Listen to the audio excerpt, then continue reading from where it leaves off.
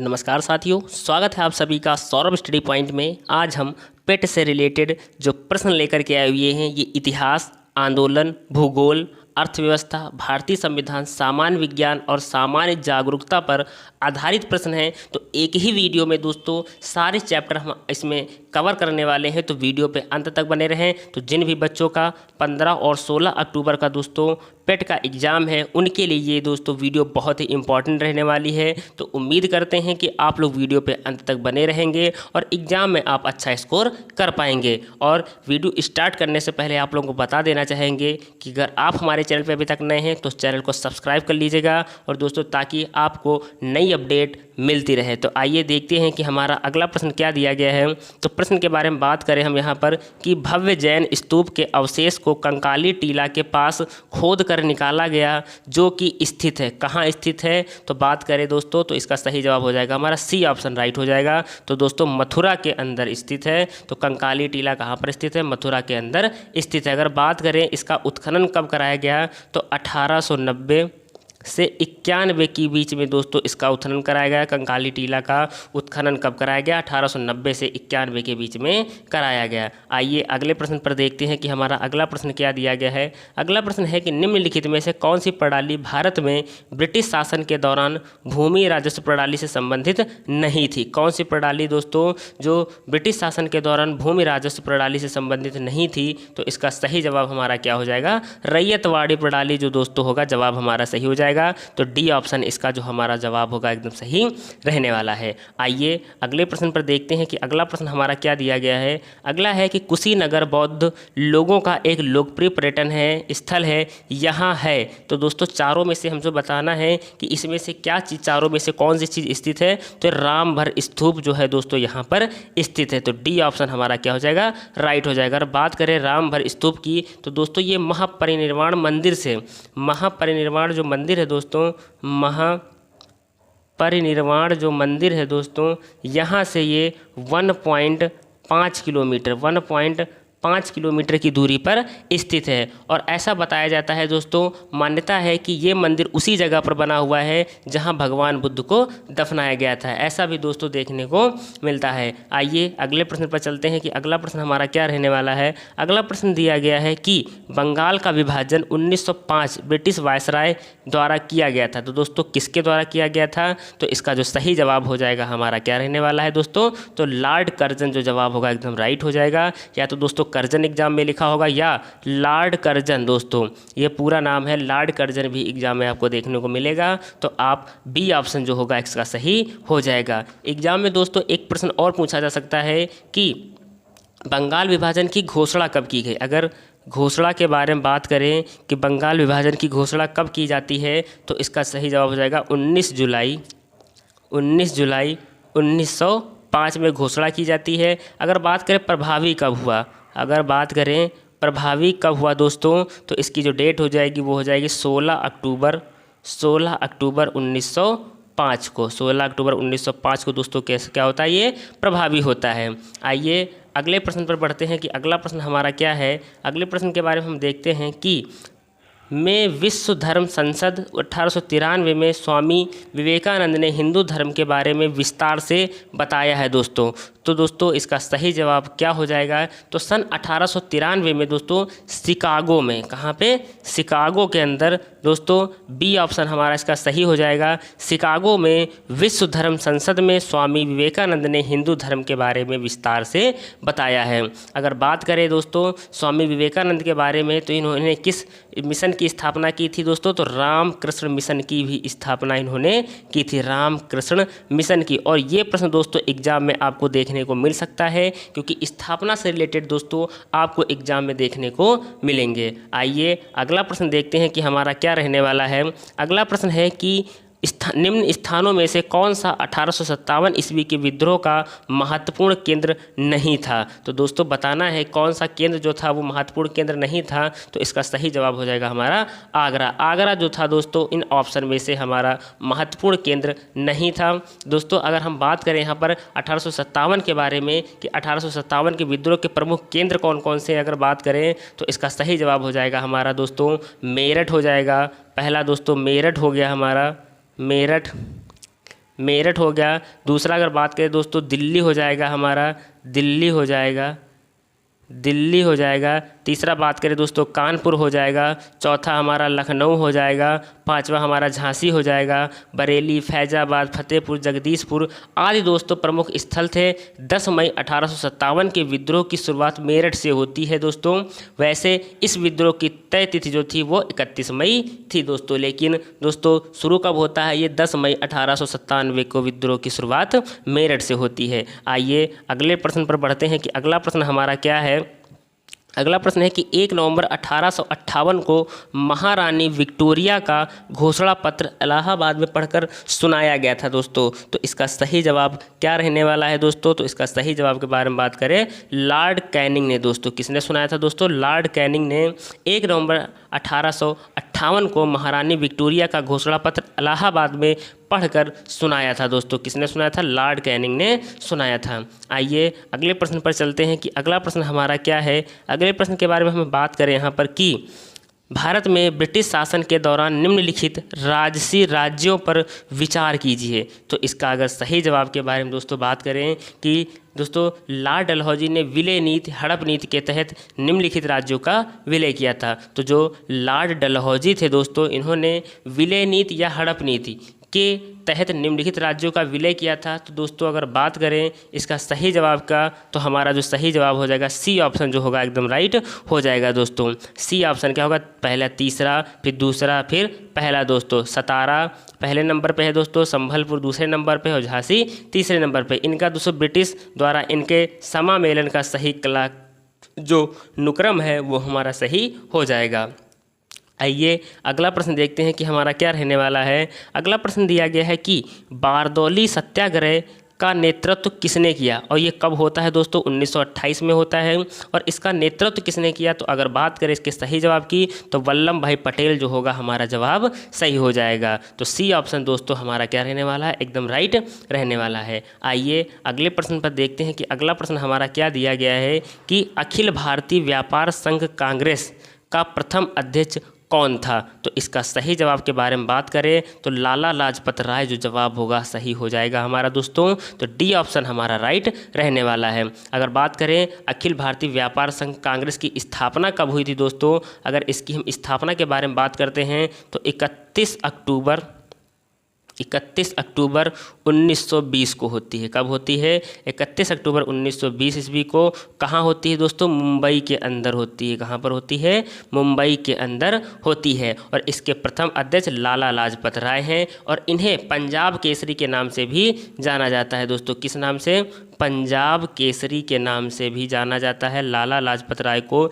Exam में ये प्रश्न बारी बारी से देखने को मिलता है। तो आइए इसी क्रम में बढ़ते हैं अगले प्रश्न पर। हमारा अगला प्रश्न क्या दिया गया है कि प्राचीन विशाल एकीकृत महाद्वीप सुपर कॉन्टिनेंट पैंजिया का दक्षिणी भाग है जिसके उत्तर भाग में आगरा भूमि स्थित है। तो इसका सही जवाब हमारा क्या हो जाएगा, गोंडवाना भूमि जो जवाब होगा हमारा राइट हो जाएगा। तो गोंडवाना भूमि प्राचीन विशाल एकीकृत महाद्वीप पैंजिया का दक्षिण भाग है जिसके उत्तरी भाग में आगरा भूमि स्थित है। तो इसका सही जवाब डी ऑप्शन हमारा राइट हो जाएगा। आइए इसी क्रम में अगले प्रश्न पर बढ़ते हैं कि चिल्का झील उड़ीसा राज्य में स्थित है। तो दोस्तों पहला प्रश्न हमारा यही बन गया। एग्जाम में पूछा जाता है कि चिल्का झील कहाँ स्थित है, तो उड़ीसा राज्य में स्थित है। भारत की सबसे बड़ी खारे पानी की झील के दक्षिणी ओर स्थित है। तो दोस्तों जो सबसे बड़े खारे पानी की झील के दक्षिणी ओर स्थित है, तो इन चारों ऑप्शन में से हमारा कौन सा जवाब सही हो जाएगा, तो महानदी डेल्टा जो दोस्तों ये दक्षिणी ओर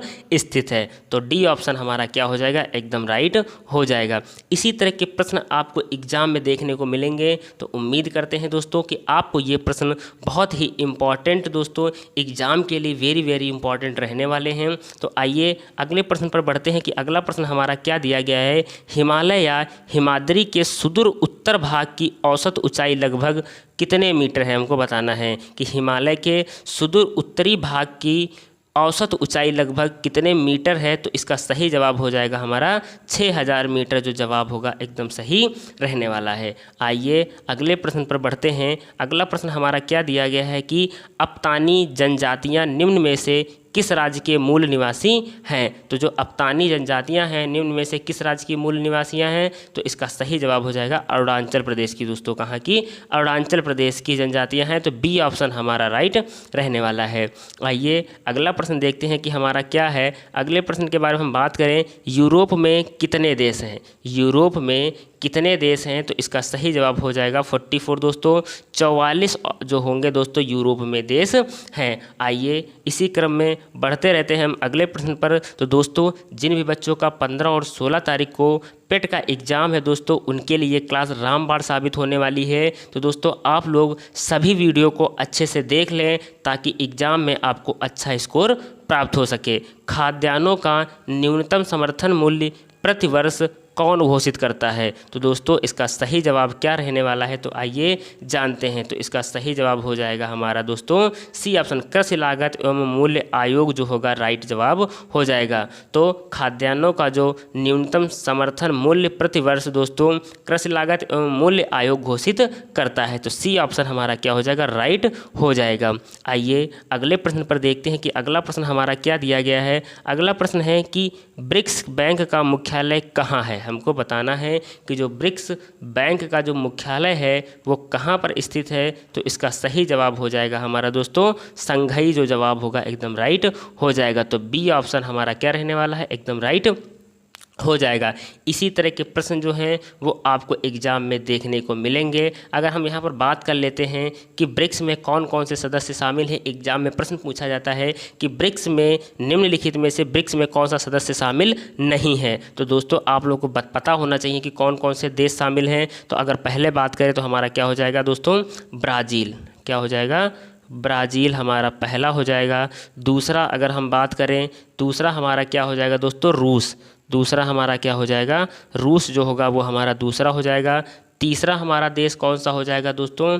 भारत हो जाएगा। कौन सा? भारत हो जाएगा। चौथा हमारा कौन सा देश हो जाएगा? चीन हो जाएगा। कौन सा दोस्तों? चीन हो जाएगा। पांचवा हमारा देश कौन सा हो जाएगा? दक्षिण अफ्रीका।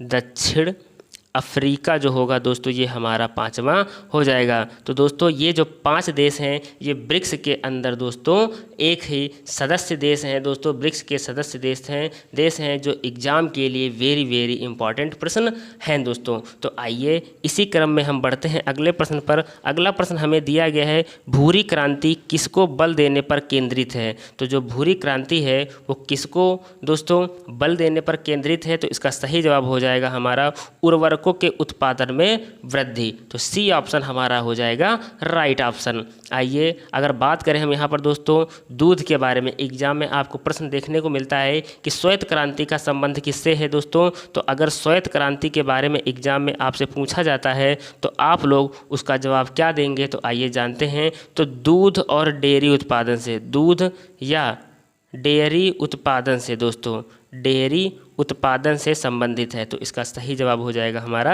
दूध और डेयरी से संबंधित हो जाएगा। आइए अगला प्रश्न क्या दिया गया है कि भारत के किस राज्य में गेहूं का सर्वाधिक उत्पादन होता है? तो गेहूं का सर्वाधिक उत्पादन दोस्तों कहां पर होता है? तो इसका सही जवाब हो जाएगा हमारा ए, उत्तर प्रदेश में जो है दोस्तों गेहूं का सर्वाधिक उत्पादन होता है। आइए बढ़ते हैं इसी क्रम में हम अगले प्रश्न पर। अगला प्रश्न हमें क्या दिया गया है कि भारतीय खाद्य निगम की स्थापना कब हुई थी? तो भारतीय खाद्य निगम की स्थापना कब हुई थी? इसका सही जवाब हो जाएगा हमारा 14 जनवरी 1965 को दोस्तों हुई थी। तो भारतीय खाद्य निगम की स्थापना 14 जनवरी 1965 को हुई थी। आइए अगले प्रश्न पर बढ़ते हैं। अगला प्रश्न हमें क्या दिया गया है कि इनमें से कौन सा भारत में पंचायती राज की 3 स्तरीय प्रणाली में एक स्तर नहीं है? तो कौन सा एक स्तर नहीं है? तो इसका सही जवाब हो जाएगा दोस्तों हमारा नगर परिषद जो जवाब होगा एकदम राइट हो जाएगा। तो नगर परिषद जो दोस्तों है वो एक त्रिस्तरीय जो प्रणाली में एक स्तर ये नहीं है। तो ग्राम स्तर है दोस्तों, ग्राम पंचायत, खंड स्तर पर पंचायत समिति और जिला स्तर पर जिला परिषद है दोस्तों प्रणाली है। तो 3 हमारी प्रणालियां हैं, लेकिन दोस्तों नगर परिषद जो है वो प्रणाली नहीं है। आइए अगला प्रश्न देखते हैं कि हमारा अगला प्रश्न क्या है। अगला दिया गया है कि इनमें से कौन से भारतीय संविधान की एक महत्वपूर्ण विशेषता नहीं है? तो भारतीय संविधान की कौन से एक महत्वपूर्ण विशेषता नहीं है? तो इसका सही जवाब क्या रहने वाला है दोस्तों, तो इसका सही जवाब हो जाएगा हमारा डी ऑप्शन इसका राइट हो जाएगा। इसे राज्य के राज्यपाल और विधायकों के परामर्श से संशोधित किया जा सकता है। तो दोस्तों संशोधित नहीं किया जा सकता है, केवल ये संसद के द्वारा ही दोस्तों ये संशोधित किया जाता है। तो इसका जो सही जवाब हो जाएगा हमारा क्या हो जाएगा दोस्तों, डी ऑप्शन जो है दोस्तों ये हमारा सही जवाब हो जाएगा। तो संविधान को भाग दोस्तों अगर बात करें हम भाग 20 दोस्तों 20 के आर्टिकल 368 के द्वारा संशोधित किया जाता है, ना कि राज्य के राज्यपाल के द्वारा दोस्तों। तो आइए अगले प्रश्न पर बढ़ते हैं कि अगला प्रश्न हमारा क्या दिया गया है। अगला प्रश्न दिया गया है कि इनमें से कौन सा कारक नहीं है जो भारतीय संविधान के निर्माण में योगदान देता है। तो दोस्तों जो भारतीय संविधान के निर्माण में योगदान देता है इनमें से कौन सा कारक नहीं है, तो इसका सही जवाब हमारा क्या हो जाएगा, तो ए ऑप्शन हमारा सही हो जाएगा। औद्योगिक क्रांति जो होगा हमारा जवाब एकदम राइट हो जाएगा। आइए अगले प्रश्न पर बढ़ते हैं कि अगला प्रश्न क्या दिया गया है, इनमें से कौन सा महात्मा गांधी का आर्थिक विचार नहीं है। तो आर्थिक विचार निम्नलिखित में से कौन नहीं है, तो इसका सही जवाब हो जाएगा सी ऑप्शन, मशीनरी नवीनतम तकनीकी का अधिकतम उपयोग। तो सी ऑप्शन जो होगा हमारा राइट हो जाएगा। आइए इसी क्रम में हम बढ़ते हैं अगले प्रश्न पर। अगला प्रश्न दिया गया है कि शेर शाह सूरी का वास्तविक नाम क्या था। तो शेर शाह सूरी का अगर वास्तविक नाम के बारे में हम बात करें तो इसका सही जवाब हमारा क्या हो जाएगा दोस्तों, तो इसका राइट जवाब हो जाएगा दोस्तों हमारा दोस्तों फरीद खान जो होगा नाम हमारा सही हो जाएगा। तो फरीद खान क्या नाम था दोस्तों, फरीद खान जो नाम था वो शेर शाह सूरी का था। इसी तरह के जो प्रश्न हैं वो आपको एग्जाम में देखने को मिलेंगे। तो उम्मीद करते हैं कि आप लोगों को इस तरह के प्रश्न बहुत अच्छे से समझ में आ रहे होंगे। अगर बात करें कि इनका मकबरा कहाँ बना है दोस्तों, शेर शाह सूरी का मकबरा अगर पूछा जाता है एग्जाम में दोस्तों तो आप लोग क्या बताएंगे, तो ये सासाराम में स्थित है दोस्तों। कहाँ पर, सासाराम में इनका मकबरा बना हुआ है और ये कहाँ है दोस्तों, बिहार के अंदर है। कहाँ पर, बिहार के अंदर दोस्तों सासाराम स्थित है। आइए अगले प्रश्न पर देखते हैं कि अगला प्रश्न हमारा है कि 10वें या आखिरी सिख गुरु कौन थे। तो इसका सही जवाब क्या हो जाएगा दोस्तों, तो गुरु गोविंद सिंह जो जवाब होगा हमारा राइट हो जाएगा। तो डी ऑप्शन हमारा सही रहने वाला है। तो सिखों के दूसरे गुरु अंगदेव थे। अगर बात करें दूसरे गुरु दोस्तों, दूसरे गुरु के बारे में बात करें तो इसका सही जवाब गुरु अंगद जो थे दोस्तों, वो गुरु अंगद देव जो थे दोस्तों वो दूसरे गुरु थे। कौन से, दूसरे गुरु के बारे में अगर बात करें तो कौन हो जाएंगे, गुरु अंगद हमारे दूसरे हो जाएंगे। जबकि नानक देव सिखों के प्रथम गुरु थे दोस्तों। नानक देव जो थे वो प्रथम थे। कौन थे, प्रथम गुरु कौन थे, गुरु नानक थे। और दोस्तों अगर बात करें तथा सिख धर्म के संस्थापक भी थे। और गुरु तेग बहादुर नवे तथा गुरु तेग बहादुर जो थे वो नवे थे दोस्तों। कौन से नंबर के थे, नवे गुरु कौन थे, गुरु तेग बहादुर। और अगर बात करें गुरु गोविंद सिंह 10वें तथा आखिरी गुरु थे दोस्तों। तो इसी तरह के प्रश्न अगर एग्जाम में आपको देखने को मिलते हैं तो आप लोग पेट के पेपर में अच्छे से दोस्तों टिक कर सकते हैं। आइए अगले प्रश्न पर देखते हैं कि अगला प्रश्न हमारा क्या है। अगला है कि गैर संपर्क बल के उदाहरण निम्न हैं। तो इसका सही जवाब क्या हो जाएगा, तो बी ऑप्शन, गुरुत्वीय बल और चुंबकीय बल जो हमारा जवाब होगा सही हो जाएगा। तो गैर संपर्क बल के उदाहरण हमारा हो जाएगा गुरुत्वीय बल और चुंबकीय बल हमारा राइट हो जाएगा। तो दोस्तों हमको प्रश्न में जो ऑप्शन दिए जाते हैं उनको भी बहुत अच्छे से पढ़ना है। तो आइए अगला प्रश्न देखते हैं कि आमतौर पर विद्युत लेपन के लिए इस्तेमाल होने वाली 4 धातुएं निम्न हैं। तो कौन सी वो 4 धातुएं हैं हमको बताना है। तो इसका सही जवाब हो जाएगा डी, क्रोमियम, जिंक, सोना और कॉपर जो है दोस्तों वो आमतौर पर विद्युत लेपन के लिए इस्तेमाल होने वाली 4 धातुएं हैं। आइए अगला प्रश्न देखते हैं कि मुगल शासन के दौरान एक कोतवाल की सही भूमिका क्या थी। तो एक कोतवाल की सही भूमिका क्या थी दोस्तों, तो इसका सही जवाब हो जाएगा डी, कानून और व्यवस्था बनाए रखना दोस्तों। तो सही भूमिका क्या थी, कानून और व्यवस्था बनाए रखना इसकी सही भूमिका थी। आइए अगला प्रश्न देखते हैं कि क्या दिया गया है। विलयन जिसमें कणों का आकार 1 nm और 100 nm के बीच होता है वे कहलाते हैं। तो वे क्या कहलाते हैं, तो इसका सही जवाब हो जाएगा हमारा कलिल या कोलाइड कहलाते हैं दोस्तों। क्या कहलाते हैं, कलिल या कोलाइड कहलाते हैं। तो ए ऑप्शन हमारा एकदम राइट हो जाएगा। आइए अगला प्रश्न देखते हैं कि संस्कृत नाटक नागानंद की रचना किस शासक द्वारा की गई थी। तो जो संस्कृत नाटक नागानंद की जो रचना है वो किस शासक के द्वारा की गई थी। तो इसका सही जवाब हो जाएगा हमारा हर्षवर्धन के द्वारा। किसके द्वारा की गई थी दोस्तों? हर्षवर्धन के द्वारा की गई थी। आइए अगले प्रश्न पर बढ़ते हैं। अगला प्रश्न दिया गया है कि Akhada the authorised biography of Mahavir Singh Phogat के लेखक कौन हैं। तो इसका सही जवाब हमारा हो जाएगा सौरभ दुग्गल। जो जवाब होगा एकदम राइट हो जाएगा। तो बी ऑप्शन हमारा क्या हो जाएगा? सही रहने वाला है। आइए इसी क्रम में हम बढ़ते हैं अगले प्रश्न पर। अगला है कि हिमालय प्रदेश में एक बड़ा पर्यटक आकर्षण स्थल है।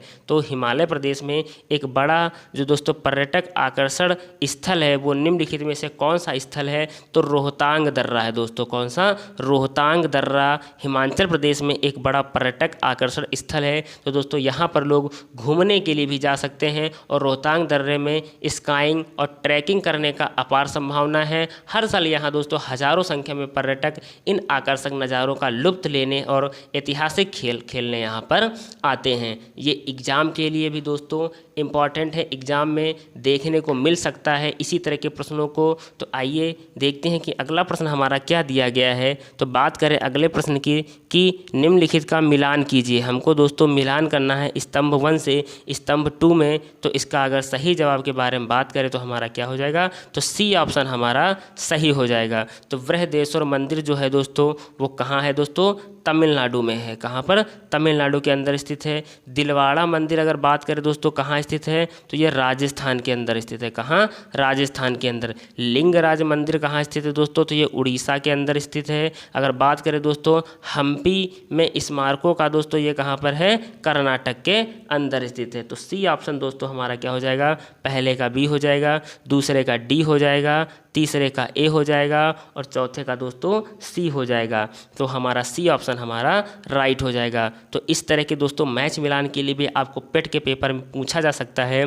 तो आइए अगले प्रश्न पर देखते हैं कि अगला प्रश्न हमारा क्या है। अगला है कि किस राज्य के स्थानीय शिल्पकारों को पौष मेले में अपने लोक नृत्य, संगीत, भोजन और सांस्कृतिक का प्रदर्शित करते हुए देखा जा सकता है, प्रदर्शन करते हुए देखा जा सकता है। तो इसका सही जवाब हो जाएगा दोस्तों हमारा पश्चिम बंगाल के दोस्तों, जो पश्चिम बंगाल राज्य के स्थानीय शिल्पकारों को पौष मेले में अपने लोक नृत्य, संगीत, भोजन और सांस्कृतिक कार्यक्रमों को प्रदर्शित करते हुए देखा जा सकता है। आइए अगले प्रश्न पर बढ़ते हैं कि अगला प्रश्न हमें दिया गया है मैक्सिको की मुद्रा क्या है। तो दोस्तों पेट के पेपर में मुद्रा भी पूछी जा सकती है। तो आइए जानते हैं कि मैक्सिको की मुद्रा क्या है। तो पेसो हो जाएगी दोस्तों। क्या हो जाएगी? पेसो जो है वो मैक्सिको की मुद्रा है। आइए अगले प्रश्न पर बढ़ते हैं। अगला प्रश्न दिया गया कि इंडोनेशिया की राजधानी क्या है। इंडोनेशिया की जो कैपिटल है निम्नलिखित में से क्या हो जाएगी? तो जकार्ता जो होगी वो इंडोनेशिया की कैपिटल है दोस्तों। तो डी ऑप्शन हमारा सही हो जाएगा। आइए अगले प्रश्न पर बढ़ते हैं। अगला प्रश्न दिया गया है कि कौन सा कथक घराना नृत्य शैली के आध्यात्मिक पहलुओं पर अधिक ध्यान देता है। तो इसका सही जवाब क्या हो जाएगा? तो सी ऑप्शन होगा हमारा राइट हो जाएगा। लखनऊ जो होगा दोस्तों, तो लखनऊ कथक घराना नृत्य शैली के आध्यात्मिक पहलुओं पर अधिक ध्यान देता है। तो सी ऑप्शन हमारा क्या हो जाएगा? राइट हो जाएगा। आइए अगला प्रश्न देखते हैं कि निम्नलिखित नदियों में से कौन सी सबसे लंबी नदी है। हमको बताना है कि निम्नलिखित में से कौन सी जो है वो सबसे लंबी नदी है। तो अगर हम बात करें यहाँ पर इसके सही जवाब की तो ए ऑप्शन हमारा राइट हो जाएगा। अमेजन नदी जो है दोस्तों वो सबसे लंबी नदी है। अगर हम यहाँ पर बात करें कि अमेजन दक्षिण अमेरिका से होकर बहने वाली एक नदी है दोस्तों। कहाँ से? दक्षिण अमेरिका से बहने वाली एक नदी है दोस्तों। दक्षिण अमेरिका से होकर बहने वाली एक नदी है। आयतन के हिसाब से यह विश्व की सबसे बड़ी और लंबाई के हिसाब से दूसरी नदी है। अगर बात करें दोस्तों यहाँ पर हम आमूर नदी के बारे में बात करें तो रूस और चीन की सीमा बनाती है। किसकी दोस्तों?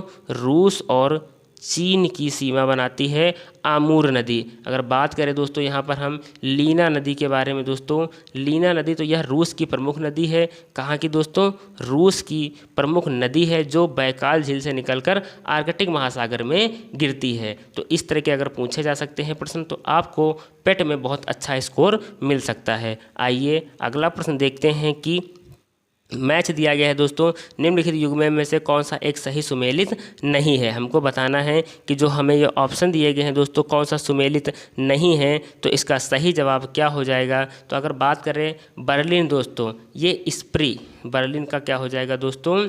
स्प्री या जर्मनी दोस्तों। अगर बात करें ए ऑप्शन दोस्तों हमारा जो होगा वो क्या दिया गया है। क्वेश्चन में दोस्तों हमको पढ़ना है कि कौन सा सुमेलित नहीं है। क्वेश्चन को हमको बहुत अच्छे से पढ़ना है। पेट के पेपर में जो आपको पेपर मिलेगा, प्रश्न पत्र बनेगा, तो उसमें क्वेश्चन में पूछ रहा है दोस्तों कि कौन सा एक सही सुमेलित नहीं है। तो बाकी दोस्तों जो हैं वो एक सुमेलित सही नहीं है, बाकी 3 जो होंगे वो सही हो जाएंगे। तो यहाँ पर हम बात करें अगर बर्लिन के बारे में दोस्तों, तो जो बर्लिन है दोस्तों स्प्री, बर्लिन का क्या हो जाएगा? स्प्री। और दोस्तों ये कहाँ पर? जर्मनी में है। कहाँ पर? जर्मनी के अंदर है दोस्तों। इसी तरह के जो प्रश्न हैं वो एग्जाम में आपको देखने को मिल सकते हैं। आइए अगले प्रश्न पढ़ते हैं। अगला प्रश्न हमारा क्या दिया गया है। अगले प्रश्न के बारे में हम बात करते हैं कि संयुक्त राष्ट्र महासभा के अध्यक्ष के पद पर चयनित प्रथम भारतीय का नाम क्या था। तो इसका सही जवाब हो जाएगा डॉक्टर श्रीमती विजय लक्ष्मी पंडित जो होगा वो संयुक्त राष्ट्र महासभा के अध्यक्ष पद पर चयनित प्रथम भारतीय का नाम था श्रीमती विजय लक्ष्मी पंडित। जो जवाब होगा वो हमारा एकदम राइट हो जाएगा।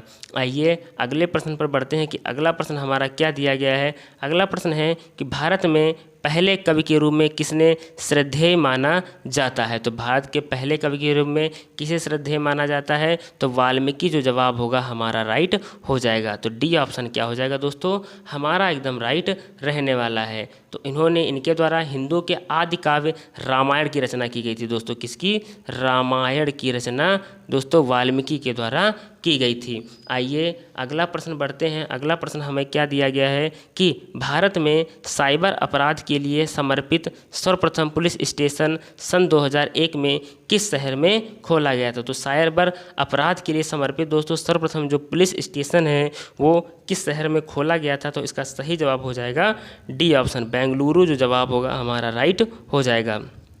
तो बेंगलुरु के अंदर दोस्तों 2001 में पहला पुलिस स्टेशन खोला गया था। आइए अगला प्रश्न देखते हैं कि क्या है हमारा अगला प्रश्न। अगला प्रश्न दिया गया है कि को वृषभ चक्र और अश्वयुक्त सारनाथ के सिंह चतुर्मुख स्तंभ शीर्ष राष्ट्रीय प्रतीक के रूप में भारत सरकार द्वारा अंगीकृत किया गया था। तो कब अंगीकृत किया गया था। तो इसका सही जवाब हो जाएगा 26 जनवरी 1950 को। तो सी ऑप्शन हमारा क्या हो जाएगा दोस्तों? एकदम राइट हो जाएगा। तो भारत के राष्ट्रीय प्रतीक को भारत सरकार द्वारा 26 जनवरी 1950 को अपनाया गया था। और आगे बढ़ते हैं दोस्तों कि अगला प्रश्न हमारा क्या दिया गया है। अगले प्रश्न के बारे में हम बात करें यहाँ पर कि केंद्रीय सशस्त्र पुलिस बल जिसको हम ITBP के नाम से जानते हैं का पूर्ण नाम क्या है। तो इसका दोस्तों पूर्ण नाम क्या हो जाएगा। तो सही जवाब हो जाएगा ए ऑप्शन हमारा राइट हो जाएगा, इंडो तिब्बतन बॉर्डर पुलिस जो होगा इसका नाम हो जाएगा दोस्तों। अगर बात करें कि भारत तिब्बत सीमा पुलिस है दोस्तों जो ITBP है, इसकी स्थापना के बारे में बात करें तो 24 अक्टूबर 1962 को की गई थी। कब की गई थी? 24 अक्टूबर 1962 को की गई थी। आइए अगले प्रश्न पर बढ़ते हैं कि अगला प्रश्न हमें क्या दिया गया है कि निम्नलिखित में से कौन सा NIC का पूर्ण रूप है। NIC का पूर्ण रूप क्या हो जाएगा। तो इसका सही जवाब हो जाएगा ए ऑप्शन, राष्ट्रीय सूचना विज्ञान केंद्र जो जवाब होगा हमारा राइट हो जाएगा। या फिर इंग्लिश में अगर बात करें दोस्तों एन का मतलब क्या हो जाएगा हमारा नेशनल, आई का मतलब हमारा इंफ्रा टेक्स और सी का मतलब हमारा सेंटर। तो दोस्तों कोई भी अगर एग्जाम में आ जाता है तो आप लोग इसको आसानी से टिक कर सकते हैं। आइए अगला प्रश्न हमें क्या दिया गया है। अगला प्रश्न है कि एक संस्था है जो खुफिया ब्यूरो अनुसंधान एवं विश्लेषणों स्कंद रा सेना नौ एवं हवाई आसूचना के निर्देशालयों से प्राप्त खुफिया जानकारी का विश्लेषण करती है। तो इसका सही जवाब हमारा क्या हो जाएगा। तो संयुक्त आसूचना समिति जो होगा जवाब हमारा सही हो जाएगा। तो सी ऑप्शन जो है संयुक्त आसूचना समिति एक संस्था है दोस्तों जो खुफिया ब्यूरो अनुसंधान एवं विश्लेषण रा सेना नौ एवं हवाई सूचना के निदेशालयों से प्राप्त खुफिया जानकारी के विश्लेषण करती है। तो सी ऑप्शन हमारा क्या रहने वाला है, राइट हो जाएगा।